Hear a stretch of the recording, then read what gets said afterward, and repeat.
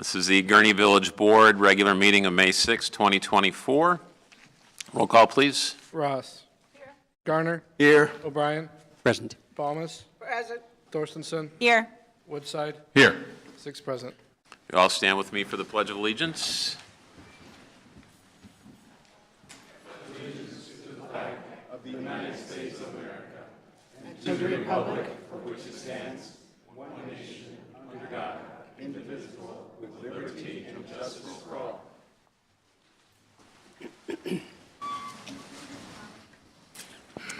Thank you, everyone, for coming tonight. We have a little business before we get to the important part, right? So we start with the approval of the consent agenda. Is there a motion? Second. Motion by Trustee Balmas, second by Trustee Ross. Roll call, please. Ross. Aye. Garner. Here. O'Brien. Aye. Balmas. Aye. Thorstenson. Yes. Woodside. Aye. 6 aye. Motion carries. Pat? Item number 1, approval of the minutes from the April 22nd, 2024 and April 19th, 2024 meetings. Item number 2, approval of minutes from the executive closed session meetings on April 24, 2023, September 11, 2023, November 6, 2023, November 20, 2023, and January 22nd, 2024.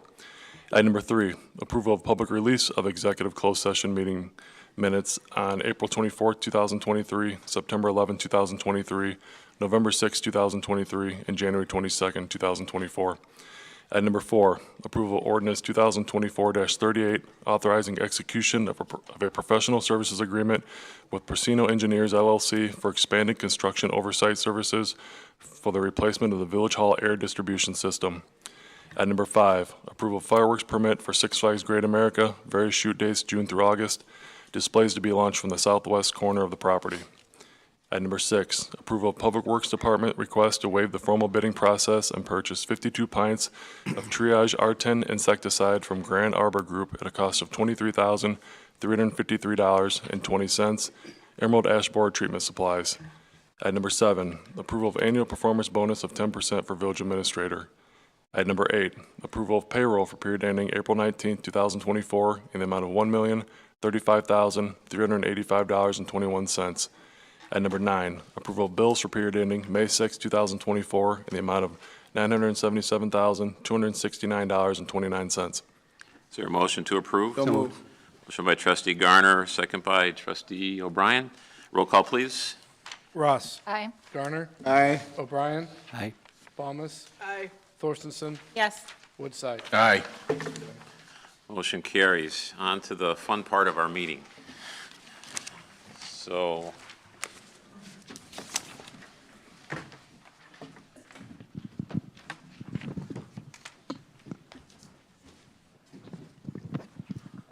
first part we're going to start with is the recognition of the Warren Township High School IHSA 3A State Wrestling Champions. So I'm going to have them both come down here. Caleb Noble, 106-pound champ, and Aaron Stewart, 157-pound champ. And have them come on down.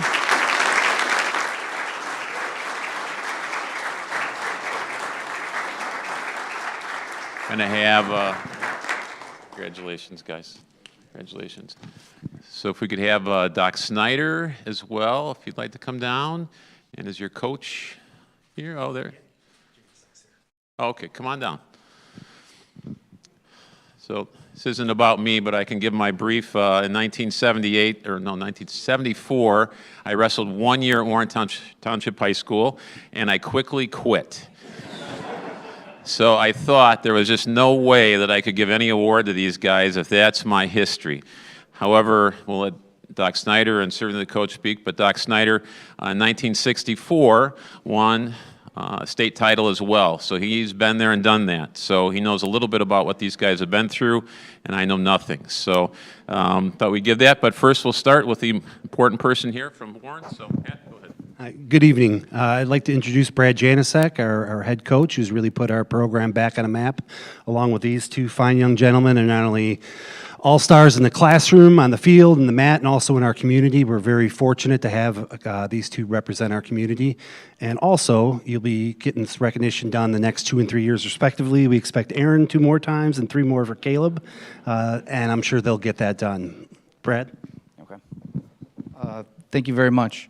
Just, Doc, did you have something that you wanted to say? I know you had spoken that. I'm just, is that okay before Doc? Either and way, then- right, however you guys want to do it. Tom called me and said, I'd like you to say a couple of words. And I'm thinking, wow, I could speak for a half hour easy, but a couple of words, that's tough. But I do have a couple of words that was easy, actually, and it's thank you. Thank you to you, Tom, for taking the time, and your board for taking the time to recognize these incredible student athletes. They're not only state champions, they were national champions in high school, and that's a freestyle. That's how good they are. This is an incredible once-in-a-lifetime thing that Brad Janasek has created, and he's built it around not only Aaron and Caleb, but T.J. Parker and Ryan Stewart. We're so fortunate to have this kind of a staff going. So thank you for recognizing them, Tom.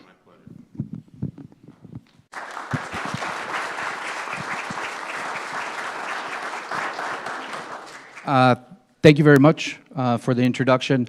I am a cog in a wheel here, so I just want to quickly say, again, thank you to the mayor and to the board for coming out tonight. After these two won state, we came back and we had a police escort back to school early on Sunday morning. There's going to be a street sign with these two gentlemen's name in recognition, along with all the other state champions in Gurnee over by the Cooper's Hawk down Grand. So we do a great part in recognizing of what's coming out of Warren. Everyone in here is responsible for the referendum a year or two ago, keeping solid people in place at the high school. So this is a community that cares about their students and about the people in it, and I think that is a huge part and a huge step forward in what they're trying to build here at Gurnee, or continue to build here in Gurnee. Along with that, I think it's family.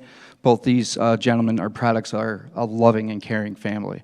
And it starts at home. They're born into success. They worked hard for success, and they choose to have that part or that success part of their lives. But it's only because of the support they get at home. And then, last but not least, the gentlemen themselves. They do have that love at home. They do have the support from the community. But at the end of the day, there's a lot of late nights, early mornings, cutting weight. Lifting weight sessions where they put the time in and push beyond the limits of what usual people would call normal.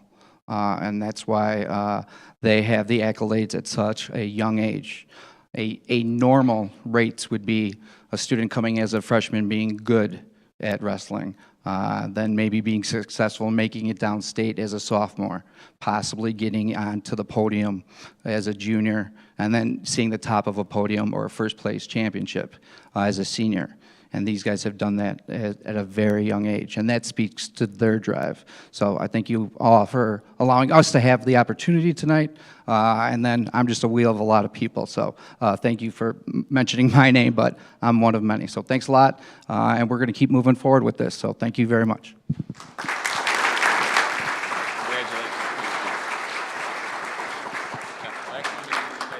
Talk if you guys want to say something. You don't have to. It's up to you. Any rebuttal? No? You guys? No, you're good?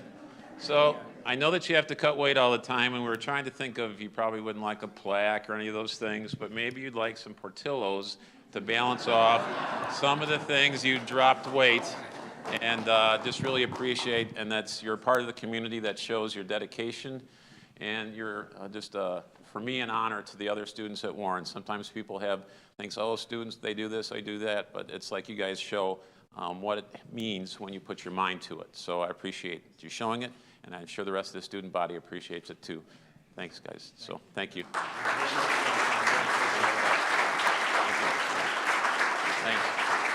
Thanks.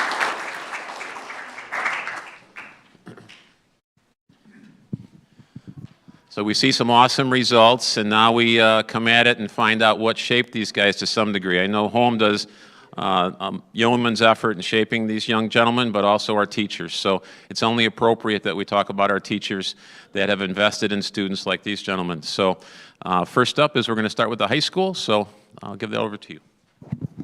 Hey, good evening again. Annually, Warren Township has a nomination process for our Teacher of the Year. and then the whole staff votes on who should be the candidate of choice. And this year, it is my absolute honor and pleasure to recognize Mr. John Bird. John, will you come up? What's that?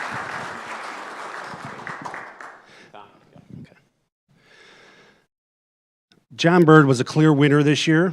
John consistently creates lessons that maximize the skills and growth and creativity of our students. He builds relationships across all learning styles that foster success. Mr. Bird simply makes students better. He creates a classroom environment that develops curiosity through reading and writing.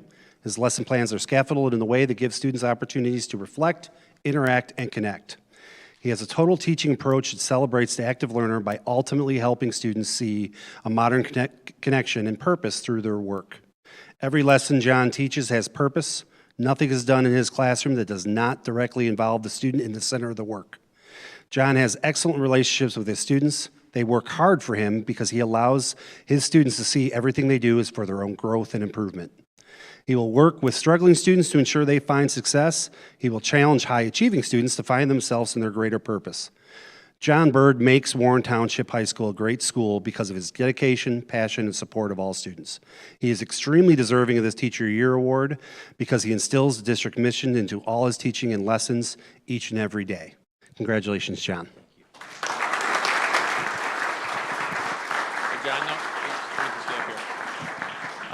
So as a part of this process, this is, I think Don's going to say, some of you might know that Don's my stepdad, so he's been very gracious over the last, and he'll say the last 11 years, this is our, to do this, that for him to provide the support and to recognize teachers. And I think that when we began this 11 years ago, I don't know that we thought, or I thought we'd see the events happen like they are, because each school district has really taken this and run with it to really honor their teachers, to speak and have not so much competition, but I think everybody goes, hey, this is the right choice. You really appreciate who you picked, and I just appreciate that process.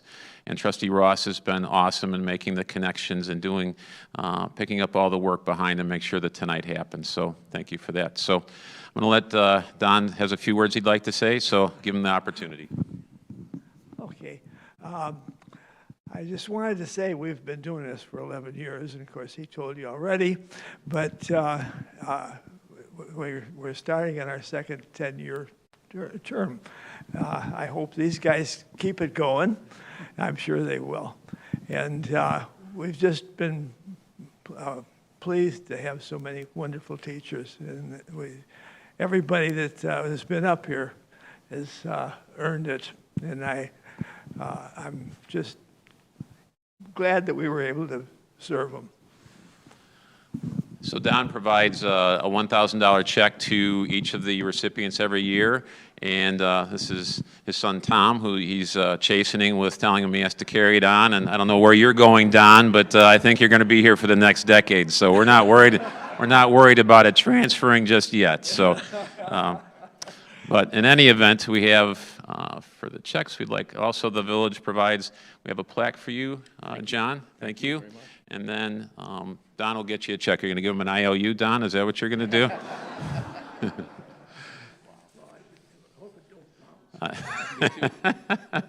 I know it won't bounce. I think you're good.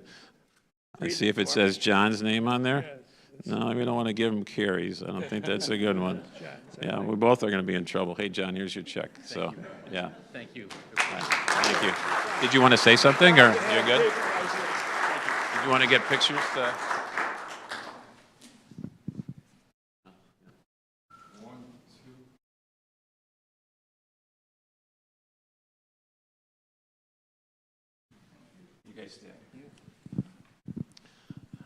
So next, we're going to have District 56 with Dr. Correa, and also, well, you can introduce your teacher, right? Yes. Good evening, everybody. And first of all, I want to say this is the beginning of Teacher Appreciation Week. So to all teachers, we're so grateful for you. I believe that it shouldn't be just a week, but a whole year, at least the school year, right? But I was going to say happy birthday. Happy Teachers Appreciation Week to everybody. But so as a superintendent, I get to do one thing, which is called delegation. And in order for, I'm gonna use that tonight in order to present to you our Teacher of the Year, I'm going to ask Mr. Lassar, who's the Viking Middle School principal, to come and introduce the Teacher of the Year for us. Thanks, Dr. Cray. And real quick, thank you to the mayor and the board and the foundation as well. I have the great privilege tonight of recognizing Ms. Stephanie Esteban. So I'm going to have you come on up, Stephanie.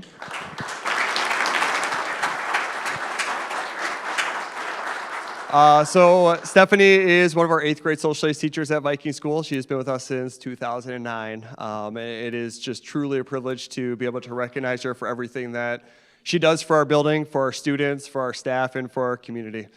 She has been a part of virtually every committee we have in our building and continues trying to support us in different ways. And like I said, the way she works with our students and different learning experiences that they have and being hands-on with the students and making it meaningful to them as social studies class is something they truly remember.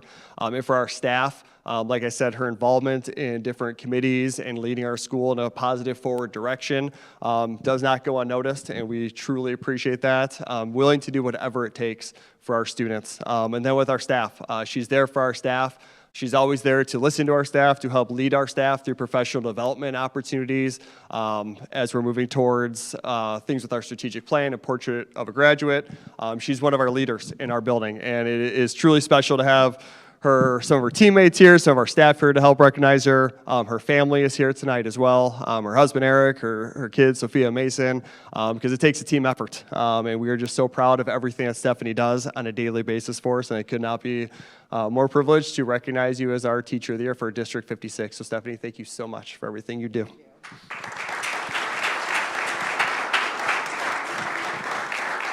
Stephanie would like to say something, or? I'm a crier, so I'm going to spare everyone, but thank you. Thank you for the Right, honor. that's okay, yeah, right. Congratulations, Thank you very right? much. So, Mr. Henderson would like to give you a check. Thank you so much. Thank you so much. We appreciate what you've done for the school. There's a plaque, so thanks, Stephanie. If you could stay here for a picture, and you guys step on it.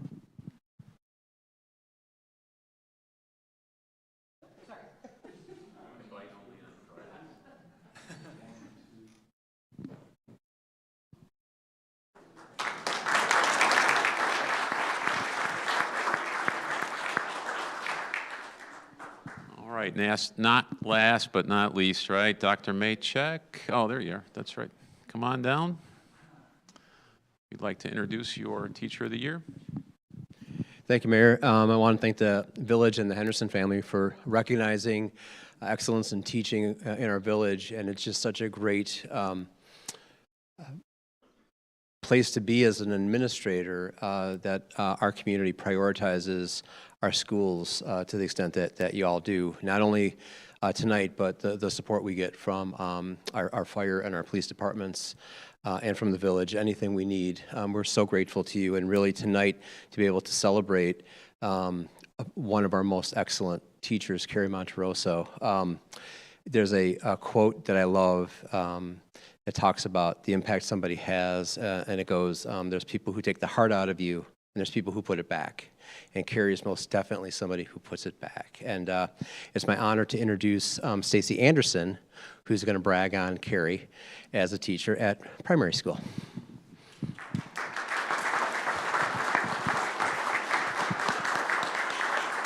Thank you so much for welcoming us this evening. This is such a great award because it does really highlight the beautiful things that our teachers do. I'm the principal at Woodland Primary School, which is the portal of our district.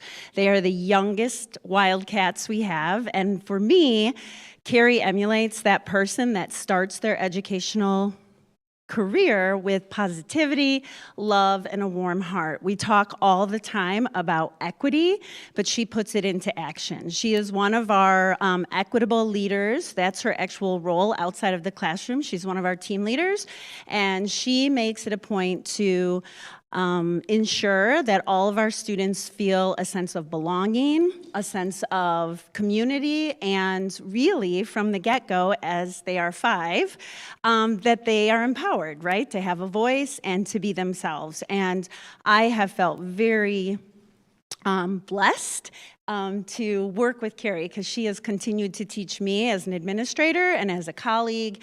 And this isn't the first time she's been nominated, so that's another testament that her colleagues and her teammates truly see her as a natural leader, someone who is there 100% for students. She never lets anything else get in the way of that, right? Sometimes we get in our own way. She never ever has that happen. She sees what she wants. She makes sure that her students are heard and that all of our families are truly a part of our consolidated district. And for me, I trust that work because she's the person that makes the difference for our students. I feel just really honored and blessed to have worked with her and very appreciative of Dr. Maychak and all of our efforts in the district to continue moving forward, making our families feel welcome. So congratulations.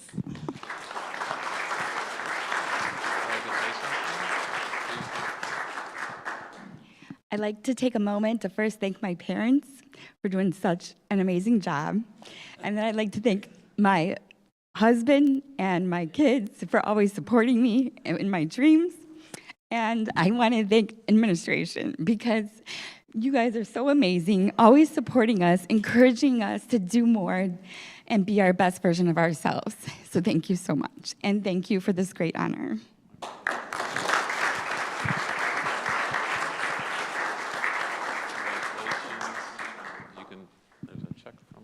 Mr. Henderson? Kindergarten.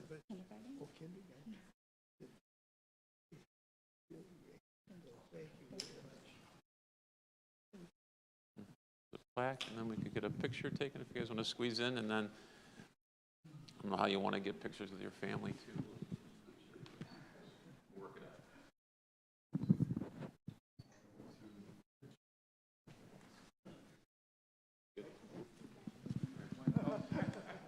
You guys good? Yeah. Thank you. Thank you for doing this. Thanks. Yeah,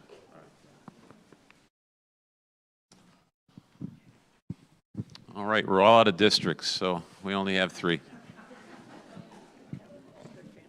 Yeah, okay. Would you guys like to have the families, would you like to take a picture up front before we, okay. Come on down. Thanks, Cheryl.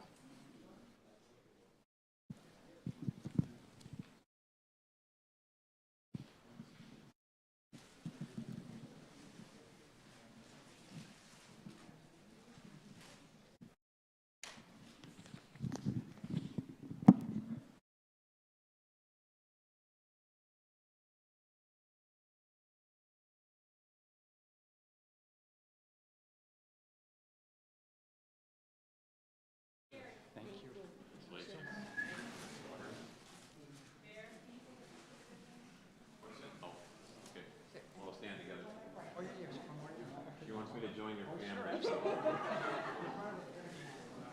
long as I don't have to pay their bills, I'm okay. Thank you. Thanks, nice to meet you too. Any other families like to come down to take pictures? Come on down.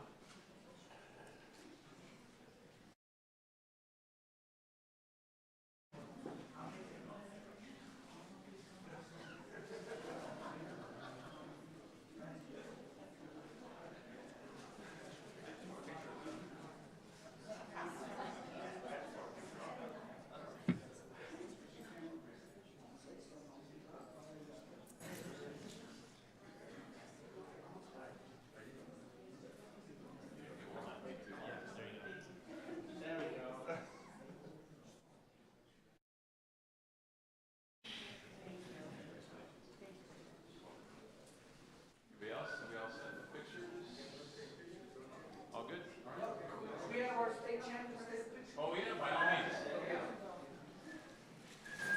Bring your family, the whole deal.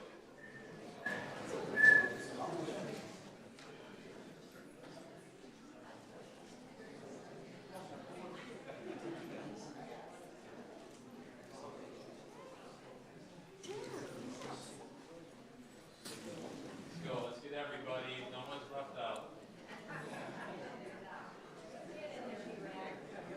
That's the way it always is.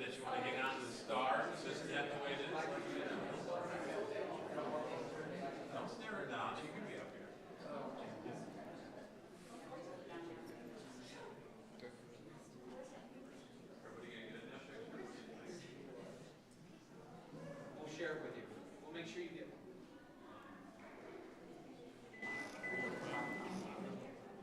I'll be in it. I'll let you guys do family only to start. You can crop me out if you want.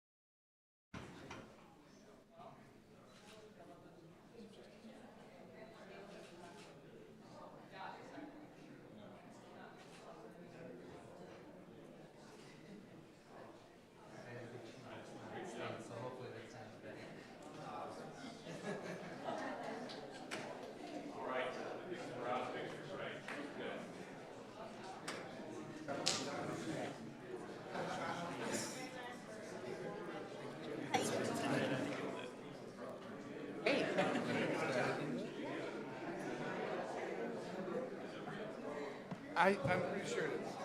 I mean, yes. I'm pretty positive.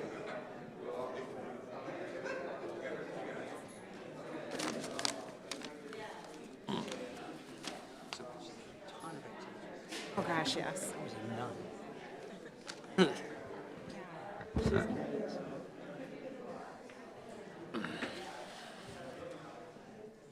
Trapped in the back of the room.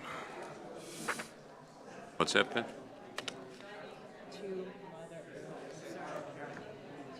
Good, how are you doing? It's been a long That's what happens when we stop, right? Yeah.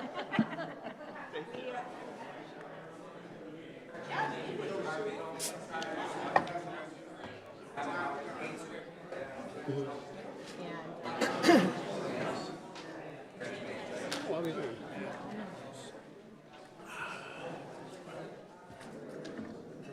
they might next year because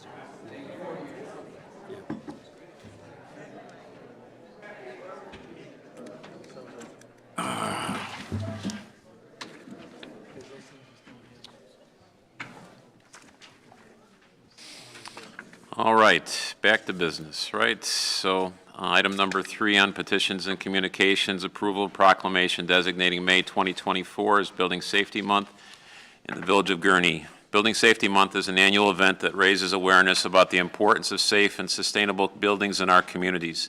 This month-long initiative focuses on educating the public about the crucial role that building codes, zoning regulation, and other safety measures play in protecting people's lives and property.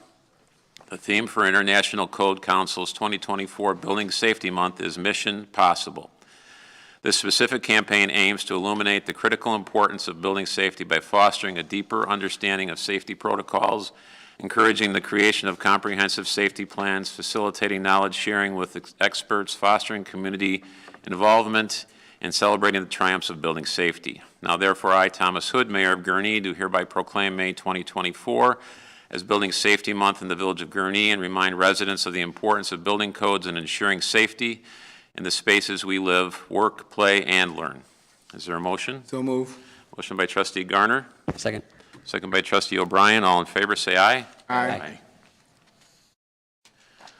On to item 4, approval of proclamation designating May 12th to 2024 as National Police Week in the Village of Gurnee.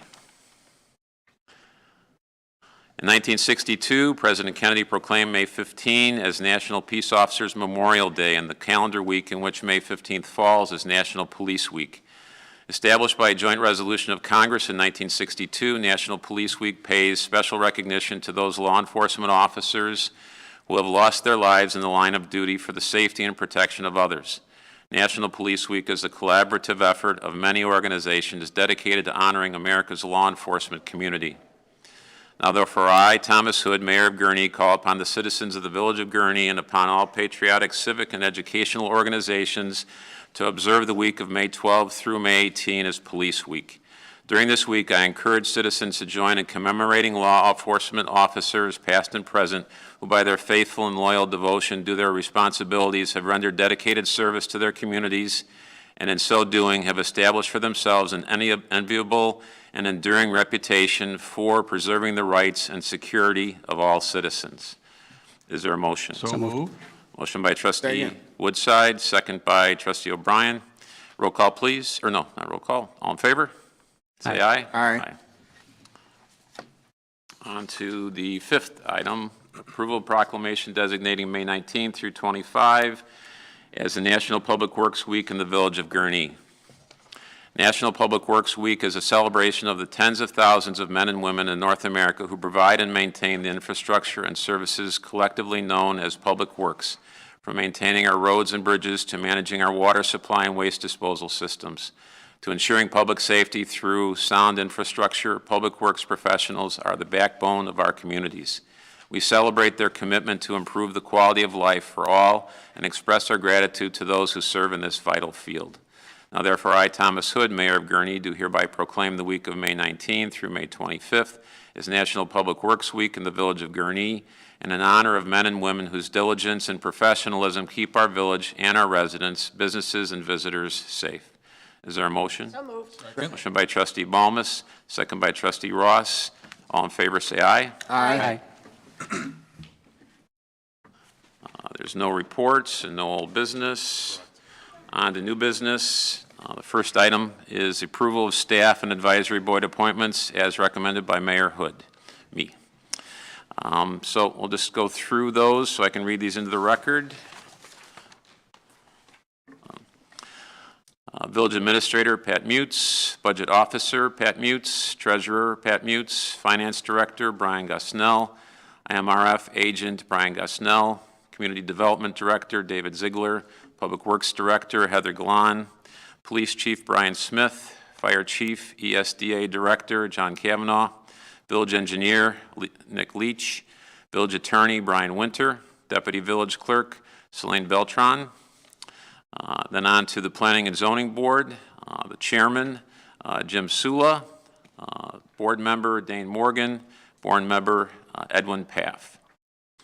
The next Civil Service Commission, Chairman, Ty Bonds. Next, Police Pension Board, Board Member, Ed Carnegie. Fire Pension Board, Board Member, Ed Carnegie. PSEBA Hearing Officer, Jason Gwisinger. Administrative Hearing Officer, Primary, Yolanda Torres. Backup, Tim Evans. Environmental Sustainability Committee, Chair, Karen Thorstensen. Committee Member, Meg Beckley. Committee Member, Matt Beckley. Committee Member, Dan Helgren.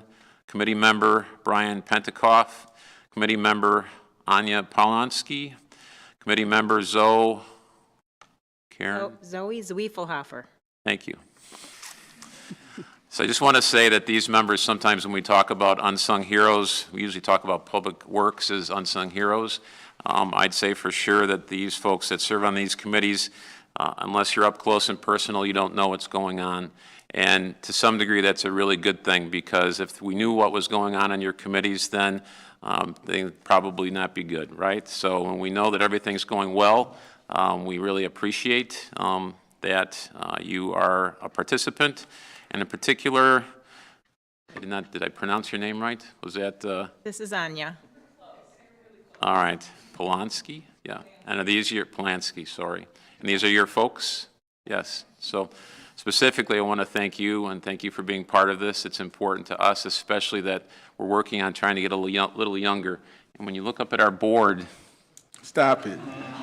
no offense, I'm in the middle of that, so it's like, thank you for helping us lower the age a little bit, right, among all the people that are chosen. So we appreciate your voice in that. The way you see things are important, because as we grow older, sometimes we get set in our ways, and you don't have ways yet, maybe. So, yeah, we hope that you bring everything you've got. Well, your parents probably object to that, but But in any event, thank you for participating. Is there a motion to approve those appointments? Second. First by trustee Garner, second by trustee Thorstensen. Roll call, please. Ross. Garner. Aye. O'Brien. Aye. Thomas. Aye. Thorstensen.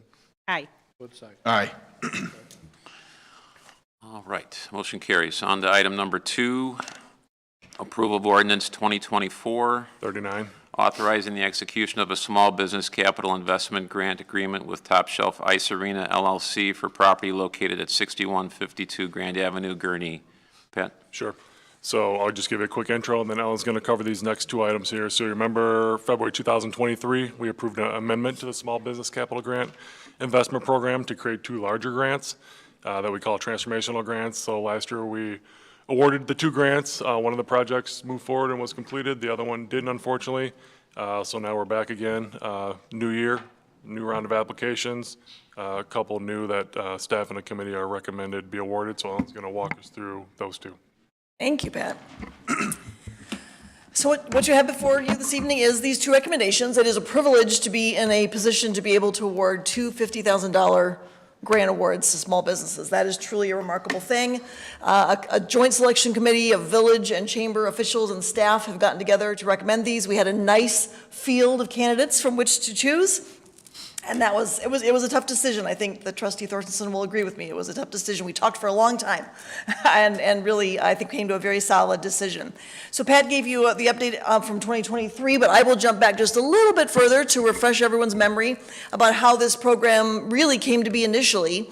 It was initiated in 2021 as it became clear that the village would emerge from the pandemic still fiscally strong and in a position to be able to extend COVID recovery financial assistance to a number of community partners, our residents, our businesses, and other agencies. So as per the businesses, that the assistance that form took were some temporary fee waivers. If you remember, at the time we did a 1-year liquor license reduction and a business license fee reduction. But the part that has endured is this grant program, and that's thanks to your support every year as you've appropriated new funds. That first year, the grant maximum was $10,000, and the total appropriation in the budget was $250,000, and we were not sure whether we'd be able to spend that. Needless to say, the program has been well received, and that's why we came back in February 2023 to ask for the expansion. And that expansion indeed added hotels. In concert with our new hotel ordinance, there was a reason for that addition. It added a second round of funding so the prior grantees could come back and do another project. And it importantly added the transformational grants that we're talking about this evening. So as we sit here today, the continuity that you provided to that program, you are now at the $1 million mark for this program. So that continuity, that continued support has allowed this program to evolve. And as it evolves, we have a couple of tweaks as we go forward this year. So now that every applicant is eligible for 2 $10,000 grants, the practical application of that suggested, pending your feedback, is that if the project proposed is large enough, namely, to be quite specific about it, $40,000 or larger, that we would be in a position to administratively decide that they could apply both of their $10,000 grants, if they hadn't used those yet, to that one project, rather than asking them to string that out over multiple. The potential impact for them, of course, is that they may be able to achieve, the cap is the same. They're eligible for 2 $10,000s. The cap is 20. The question is whether you put it together or you separate it, and the hope would be that by doing it, it could be impactful with a larger project. And then to extend that privilege, not just to businesses, but to owners of multi-tenant centers who heretofore have only been able to do that once. And we'd like to see that extended to them as well. And then importantly, the transformational grant application, the committee, as we got together this last time, recommended that applicant's a competitive process, that shift to earlier in the fiscal year. So that being that we're starting the fiscal year, we would anticipate reopening that application period probably in late summer, and fully expect to receive another good round of applications as we did this year. So the 2 that come to you for recommendation this evening, one you're pretty familiar, well, actually really pretty familiar with both, I think. The Top Shelf Ice Arena was really taken over by a group of Lake County-based self-proclaimed hockey dads And they took it over from a company that had previously operated it for, I think, close to 20 years, which was a Texas-based arcade company, game company. And when they reopened the rink in 2021, that was after several protracted periods of closure, because the rink was inoperable. And during those times, our local high school team and our club teams had to travel considerable distances to find alternate ice. It was a real disruption to their season. So this came as a welcome change, and ever since taking over in 2021, the owners of Top Shelf have not paid themselves a salary, have not taken a distribution, have plowed money back into the business, trying to frankly keep the rink open and make up for years of deferred maintenance. So you'll recall that last year's transformational grant took care of 2 of the 4 compressors, which are critical to keeping that ice. It took care of 2 400-gallon custom-made water heaters that lay down the hot water that makes the ice. And this year's will take care of 2 more compressors and a different kind of hot water heater that serves the referee room. Last year's transformational grant took care of the front exterior doors, and this year's will assist with replacement of 5 rooftop air conditioning units. So they're putting this to use in pretty significant ways. The total project budget in that case is over $300,000. The other project that the committee is recommending is on East Grand Avenue. Rauta Capital acquired this property at the southeast corner of Belle Plaine and Grand Avenue in 2017. So like all of East Grand, residents and businesses, they have weathered many years of traffic snarls and congestion and challenges associated with that project until 41 really that intersection fully reopened. In 2018 and 2019, the center's owner hosted the East Grand Farmers and Artisans Market, which was an overt revitalization effort on the village's part to give area residents an excuse to, brave the construction and come over and check out the east side. Really, since the time they took over ownership, they have started planning for facade renovations. There are files and pictures that date back to 2017, so this has been on their mind. But the property is large, and it has required plumbing, electrical, HVAC repairs, parking lot upgrades, and so that's where the money has gone. So this is a timely project, timely recommendation on the committee's part, because one of the anchors at this center, Habitat Restore, will be vacating in May. That's a 30,000 plus square foot space. Marketing that size space in any market is not easy, and I think showing forward momentum through the beginnings of what will have to be a multi-year project, because the center is so large, but the beginnings of facade improvement intent will be really impactful as they begin that recruitment process. So each of these 2 projects, is very different, but in its own way indicative of the type of investments that we think make a difference, that are noticeable, and by owners who are invested in the community and feel invested and want to be part of what we're trying to achieve here. So that's what we believe the transformational grants were intended to do in the first place, and for that reason, we recommend them to you for your approval. All right, are there any questions or comments? So we'll take them one at a time. Is there a motion as to the first one with regard to Top Shelf Ice Arena? So moved. Second. Motion by trustee O'Brien, second by trustee Ross. Roll call, please. Ross. Aye. Garner. Aye. O'Brien. Aye. Balmas. Aye. Thorstensen. Yes. Woodside. Aye. 6-0. Motion carries.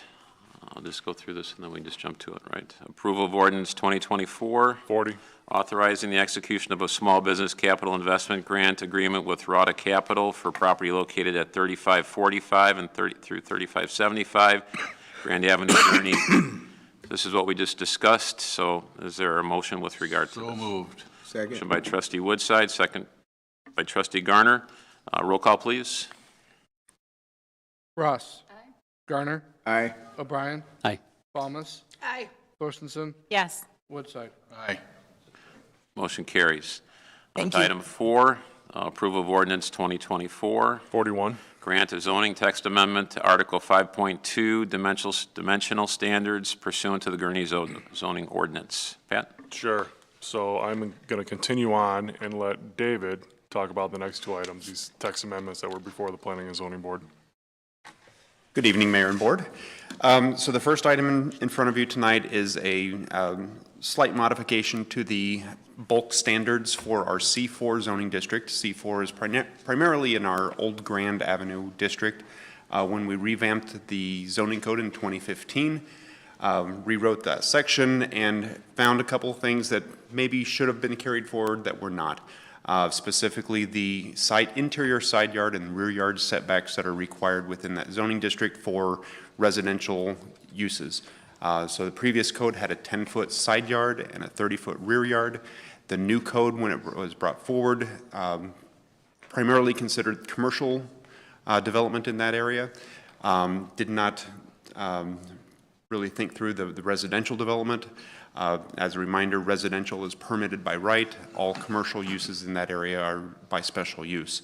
So in essence, you know, a residential development could, under the current status of the code, could build up to the property line and build up to the rear side and the rear property line. So those typically are not indicative of residential development. So we've thought that it would be best to reintroduce those interior side yard and rear yard setbacks for the C4 zoning district. So Planning and Zoning Board reviewed it, agreed, unanimous favorable recommendation. Any questions or comments? A motion to approve. Motion by trustee Garner. Second. Second by trustee Thorstensen. Roll call, please. Ross. Aye. Garner. Aye. O'Brien. Aye. Thomas. Aye. Thorstensen. Yes. Woodside. Aye. Motion carries. On to item 5, approval of ordinance 2024. 42. Grant a zoning text amendment to Article 8.2.22, Principal Use Standards for Outdoor Dining pursuant to the Gurnee zoning ordinance. Pat? David. Here we are. So as we went through COVID, the village board granted temporary relief for outdoor dining for many of our restaurants here in the village. What we found was the restaurants acted responsibly with those, the ease of our restrictions, and in return, we are proposing to ease our restrictions now that the COVID time has beyond us, and we're getting back to some levels of normalcy.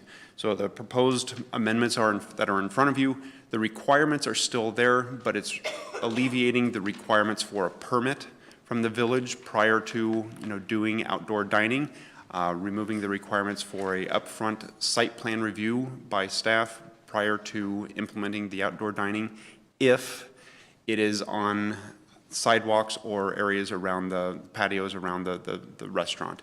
If it is still going to be in the parking lot or in drive aisle space, at those points we still do want to take the time to review those because there may be some traffic versus pedestrian interactions that we want to make sure we take great care with. But so those would still require a review by staff, no permit fee. But the ones that are on sidewalks, in front of the storefronts, in patio areas, those we are allowing the restaurateurs to go ahead and make those improvements, make those changes.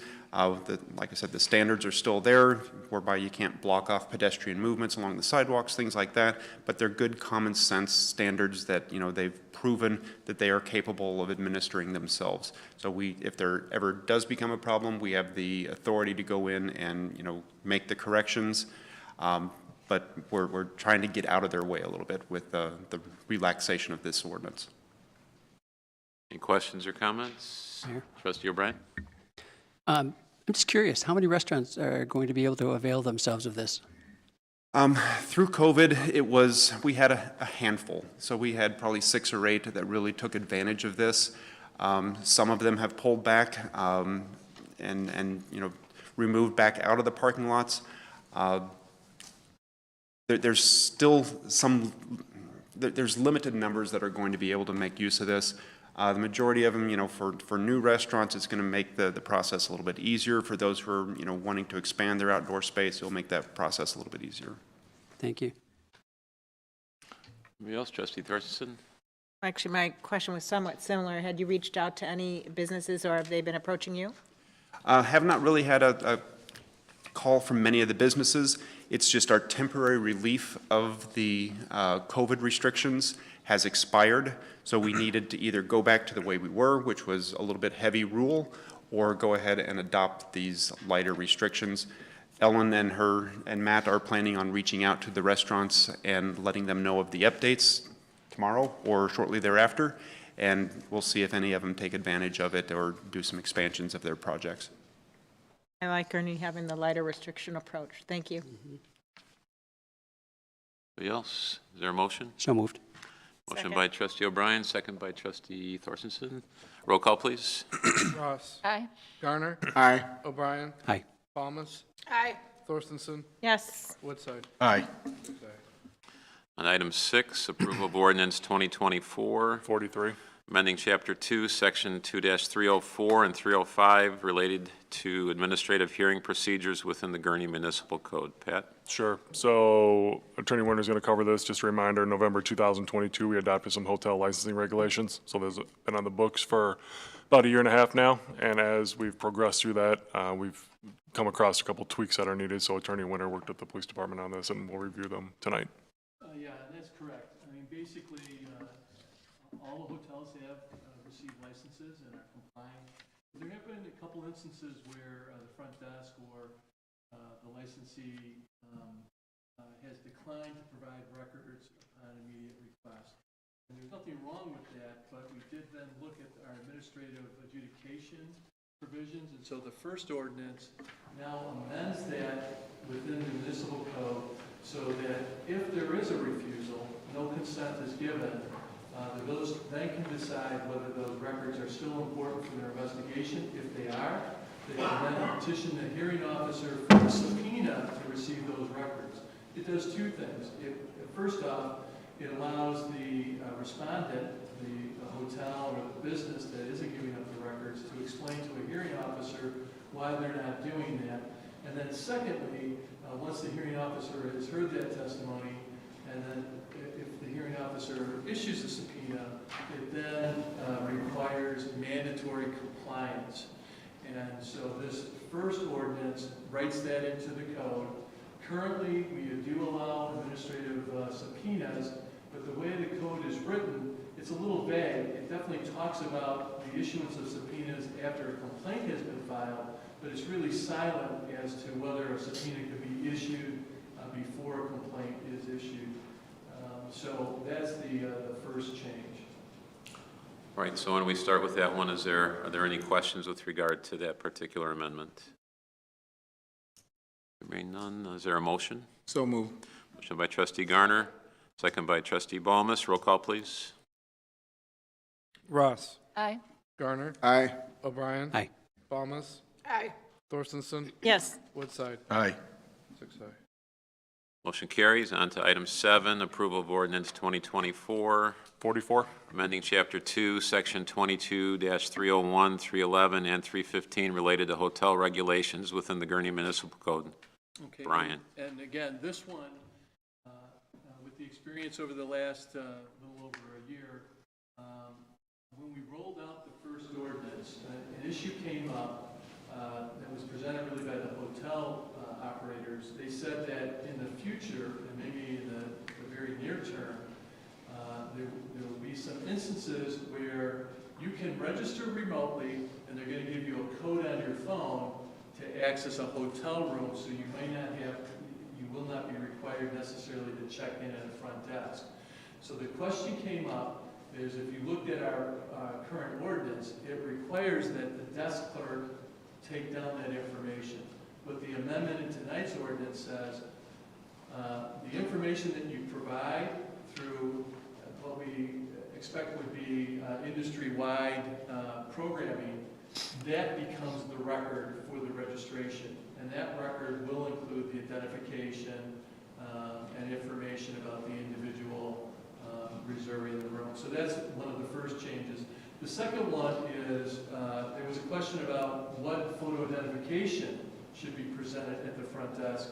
And if you look, initially the village ordinance has said it has to be a driver's license or a photo ID.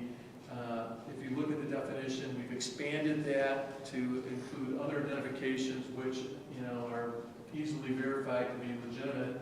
And so that's two procedural changes with regards to the hotel registry. The final changes are, now that the board has approved the issuance of administrative subpoenas, we have to make sure that they're complied with. And so now there's two sections that are proposed for amendment, basically saying after you're given a chance to appear for a hearing as to why you should not produce records, if a subpoena is issued, you have to honor that. And if you don't honor that, there's going to be penalties for that. Those penalties include, it could be a possibility of a fine, but it also could include a nuisance violation under the overall provisions that if you're a nuisance hotel, this could be one of those violations that if you accumulated 3 within a period of time, that could lead to a process by which the village could use it as a basis to attempt to suspend a license. And so this gives the teeth to the ordinance that you just passed so that we can be assured that the respondents, the license holders, or businesses will know that they have to honor that subpoena. So that's the basic change in this ordinance. Thanks, Brian. Are there any questions or comments? Did I hear you say that you could check into the hotel without stopping at the front desk? So I don't know if that's currently available in any of the hotels in Gurnee, but it's our understanding that some of the chains they're investigating the software to allow that to happen. Okay. Much like even at some Airbnbs, you know how they give you the access code, it would be something similar to that. And so anticipating that might roll out, or they might even be able to not go to the front desk, but just input their information in a kiosk somewhere in the hotel, if it's a bigger hotel, and then receive a code. That's what's contemplated, that could be a trend that is developing within the industry. Because to me, it sounds like you may be able to provide someone else's information and someone else stay at the hotel. So the hotel really doesn't know who's at their hotel, who's in residence. Well, that's true. I mean, certainly the other aspect of the hotel ordinance, I think the village is happy to report, all the hotels now have lobby cameras too. So, you know, that are operational. So if there's an adverse incident that occurs, you know, that's something that would be discoverable if that were to happen. But the way it works right now is that they would still have to maintain information consistent with what the desk clerk would require if they were in person checking in. So they're still going to have, you know, it's going to be a situation where they're going to have to verify their identity, provide a credit card, and pay for the room. And I don't know how popular that's going to be, but at least we're addressing the possibility that could occur. In time, if there are incidents where, you know, that isn't working, you know, we'll certainly report to the board that has been the case. Right now, I'm not aware of any hotels actually doing it, but there were a couple hotels that talked about their flagship organization going to that process. And this is really templated on other ordinances in predominantly bigger cities. So we do know that, you know, it must be happening, you know, in some of the metropolitan areas. Yeah, I'm just saying that worries me because, you know, you can give identification, you know, credit card without a picture on it, you know, through the internet, but you still don't know who the face, you haven't seen it match the face with that ID. So it kind of worries me that you don't know who could be staying at the hotel. And even though we do have cameras, it still doesn't say who was on camera. So that kind of scares me. You know, I mean, the exception, you know, with the larger hotels, I mean, most of the traffic does go through, you know, a rather modest lobby. So I think, you know, the desk clerk will be aware of those that are coming in. And again, we've just added that as a possibility, you know, and there was some concern about that. Like I say, I think this is an approach that at this time, because we were going back and looking at the ordinance, why don't we include that at this time? If there are incidents involved with that, we can do just as we've done tonight with the administrative subpoena. We can always come back and say, this is not working. Okay. Give them a chance at least to see whether that is a viable business option at this point. Okay. But we would be able in the future to do something. Right, if there were abuses of that and it just wasn't working, that's something that certainly the police department could let the board know, and there could be revisions made to that. There's no issue with making those changes. Any other questions or comments? Is there a motion? So moved. Second. Motion by trustee Malmus, second by trustee Woodside. Roll call, please.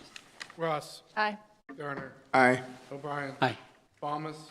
Aye. Thorstenson. Yes. Woodside. Aye. 6-0. Motion carries. Item 8, approval of fire department request to produce 2024 purchase, Our fire department isn't making trucks, are they? No, that'd be nice, but- That's good.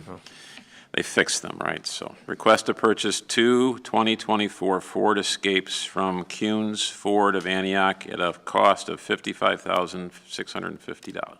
Sure. So I had a memo from Chief Kavanaugh on this, 24, 25 budget hearings. Fire department talked about the need to replace the 2 fire prevention vehicles that they have. Right now, they're Ford Escapes, 2014s, a little under 100,000 miles, but have not held up very well and are experiencing some maintenance issues and then needed some powertrain work. So to the point that they're not vehicles that we would keep in the fleet. Typically try to roll those down for another use, but these are not in any way, shape, or form to do that. So they went out to some dealerships in the area requesting pricing on 2024 Ford Escapes.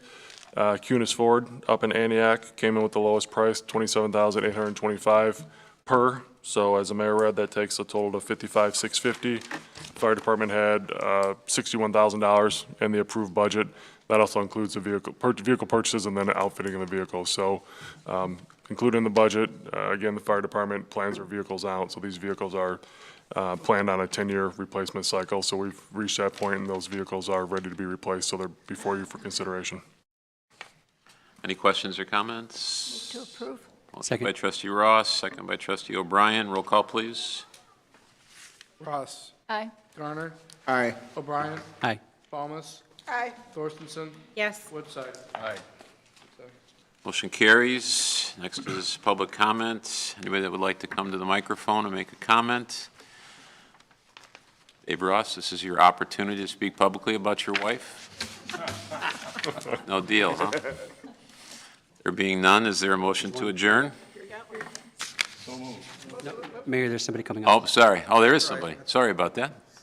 Thank you. I was here about a year ago and concerned with some of the excessive speeding that goes on in residential neighborhoods. And I've been meaning to come back because I wanted to thank our police officers and the police chief for all the efforts that they made. I mean, immediately there were more police going by. They set up radar, and they were monitoring that. And I'd say there were quite a few people that did seem to slow down. And I appreciate too that they were nice enough not to tell me outright that it was probably a little futile to really expect anything to change that much. I've seen cars 2 abreast on Data Street, drag racing, going on both lanes. It's only a 2-lane street since then.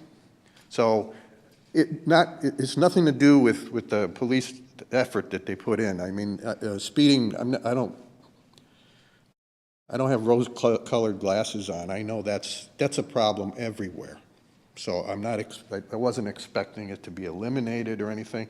I was just concerned about safety because it is a residential neighborhood and the speed limit's supposed to be 25. And I know people are going to work in the morning, so they're kind of, and taking the kids to school. That's not an excuse, but I still wanted to thank the police for the extra effort that they are going through, have gone through, to do that. Instead of just being here to bring up an issue, I wanted to thank them. And I also wanted to thank the engineers in this. I think it's Nick, but I think it was Jeremy I talked to last year. They put up a new crosswalk And I thought that was something else that would be helpful, because there's sections on that street where there's no crosswalk to go from one side of the street to the other. There's a lot of people, myself is one of them, walking dogs and such in that area. And now I understand that there might be some road work being done on Data, so I didn't expect to see all the painted lines and everything for the crosswalks. That would probably help too, because they're not on every crosswalk. But if that gets done, that might help, or a sign that says there's a pedestrian crossing or something. But, and lastly, the mayor mentioned about the Public Works people, and I've noticed that, as you said, if you do a really good job sometimes, nobody will ever see that you did it. There are jobs. One of the job I had was like that. It was a job where you have to maintain something. And when you do a good job at that, nobody ever notices. They only notice when it breaks down or something goes wrong. Well, with the Public Works and the engineering and stuff, when I see something change, I mean, you just see it's done. Sometimes you don't even, and I'm out and about, and sometimes you see changes and things done, and you didn't even realize that it was done. It was really done in such a way that it's just, there it is, it's there. It's great to see that. And I wanted to follow up what you were saying about that, Mayor. And appreciate that. We didn't get your name. What was your name? Ken Kolakowski. Ken, I really appreciate citizens' feedback, and I won't lie, it's really nice to get good stuff back. It seems like sometimes we get the complaints, and that's okay too, but the good stuff I really enjoy hearing, because our employees do a great job, and I'm glad you noticed that. So Yeah, and thanks as for I said, coming I out. was here a year ago, and I thought, I've been meaning to come back and tell everybody thanks for that extra attention. That's it. All right. Thank Thank you for your time. All right. Back to you, Dave. You're out, huh? All right. Anybody else? No? Motion to adjourn? So moved. Motion by trustee Ballmer, second by trustee Garner. All in favor, say aye. Aye. We're adjourned. You said no twice, Cheryl, just for the record. I want to hear from